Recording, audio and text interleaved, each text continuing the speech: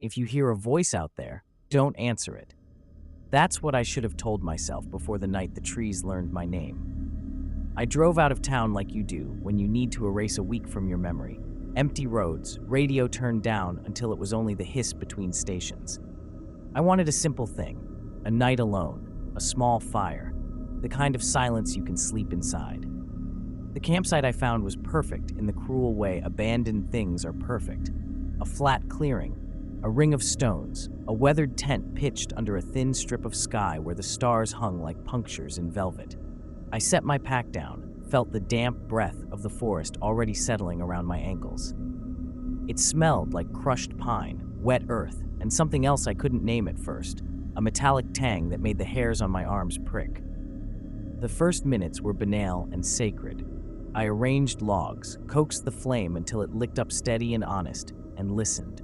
Fire has a language everyone knows, pops, sighs, a small orchestra of heat. I fed it and watched the orange ribbon reach higher, throwing a small cathedral of light across the clearing. My tent was a shadowed triangle on the left, its entrance zipped closed like an eye. I told myself stories about ghosts as you tell yourself jokes in a dark theater, safe until the punchline. Something moved past the tree line then, so quiet at first I thought it was the wind. Leaves barely whispered. When it paused, the quiet changed shape. It became deliberate. I stopped breathing without meaning to, feeling the night press its face to mine. The fire cast long fingers. Trees stretched their spindly arms into the black. Behind the trees, the stars watched, indifferent and cold. I noticed heat on my skin that had nothing to do with the flames. It was not the comforting warmth of a campfire, but a small, focused pressure, like someone breathing over my shoulder from a great distance. When I turned, there was nothing but a silhouette between two trunks. Tall, impossibly thin, a suggestion of horns curving up into the night.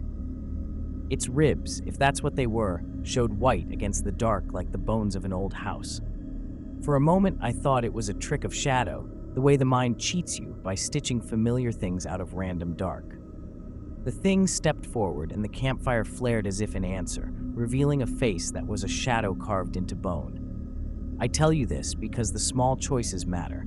I could have walked toward the tent and zipped myself in. I could have packed and left. Instead, I sat because curiosity sounds noble until it becomes a path. The logs popped. The thing watched. The night leaned closer, listening to whether I would get up or stay. The thing didn't hurry. It moved with the patience of rot spreading through a log, slow, inevitable. Each of its steps made the ground sigh, a soft compression of soil that sounded like a body settling into sleep. The fire's light seemed ashamed to touch it. Embers dimmed when the creature drew near, as if heat itself recoiled. I told myself I was safe because the beast hadn't come into the clearing, hadn't crossed the ring of stones, but safety is arithmetic and the numbers were wrong that night. It began with sound. At first, it was the kind of sound you mistake for memory, a distant mumble, like someone talking inside a van that's 2 blocks away. Then it sharpened into a voice, my voice, calling my name the way a drunk friend calls from a porch, lazy and familiar. I swear I relaxed for a second, thinking someone else had stumbled into the woods. Relief is a dangerous thing. It unclenches muscles that never get a chance to clench again. The voice changed. It grew closer, but it wasn't coming from the path or the trees. It came from the tent, from inside the zip triangle of nylon. The sound of my own name on the other side of fabric felt like betrayal. I stood, every hair on my arms a pinprick map of alarm. The tent's zipper twitched as if someone had touched it. A cold smell, not smoke, not pine, but old sweat and something sweet and coppery, leaked out and crowded the air. I unzipped the tent because people do stupid things and call them bravery later. Inside, there were things I didn't recognize at first. A folded jacket identical to one I'd worn 3 winters ago, a flask with a dent shaped like a thumb, a photograph slipped under a rock showing a campfire from years earlier, and in the photograph, the clearing was the same as tonight's, but the face in the picture was mine, younger and smiling at someone who stood behind me. My throat closed on a sound that could have been a laugh or a sob. Behind me, the fire guttered. I turned and found prints, too long for a human foot, narrow and dragging, circling the stones as if measuring. Each print had a scorched edge, a faint ring of ash that looked like it had been burned into the soil. When I bent to inspect them, the smell of that coppery sweetness filled my mouth, and I tasted metal. Then the whispering started. A susurrus of syllables that weren't words at first, then words folding into each other until I heard confessions. My deepest ones. Things I had never told anyone. Names of people I'd wronged. Small betrayals I'd buried beneath jokes.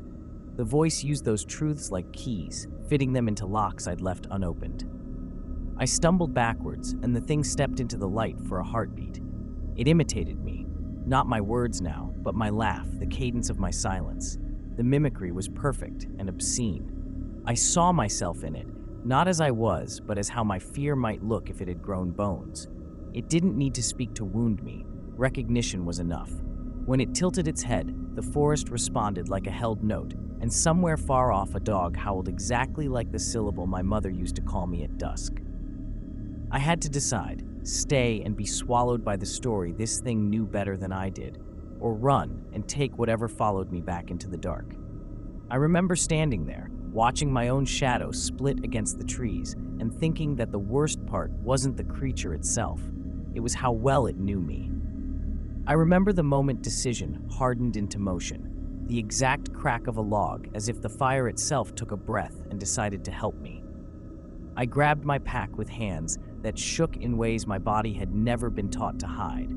The zipper caught on a seam, and the sound of it snagging was obscene, like fingers through fabric. Behind me the thing hummed, a low, patient vibration that settled into my ribs. It knew the rhythm of my heart better than I did. I moved toward the edge of the clearing as if distance were a cure. The air changed with each step. Where the trees had been simply dark, they now seemed stitched with faces, knots of bark swelling into teeth, branches arranged like fingers. The metallic scent followed, thick and close, turning the inside of my nose to iron. My throat was raw from the confessions it had coaxed out of me, sounds that felt like private currency spent and gone. Leaves brushed my calf, and it felt like hands. I ran because running is an animal reflex, and hope is a thin coat that sometimes keeps you from freezing. When I reached my car, the headlights were a blind, useless glare. My keys were missing. The passenger seat held the jacket from the photograph, folded with a care I recognized. A breath left the tent and passed over my face, warm, smelling like old whiskey and the wetness of someone who has not slept in days. The thing's voice came then, not as a whisper but as a cascade. My name again, slow and affectionate, and then a line I had never meant to say out loud. It spoke it like a lover reciting a secret recipe. The car door handle was cold under my palm. When I yanked it down, the hinge groaned like a throat.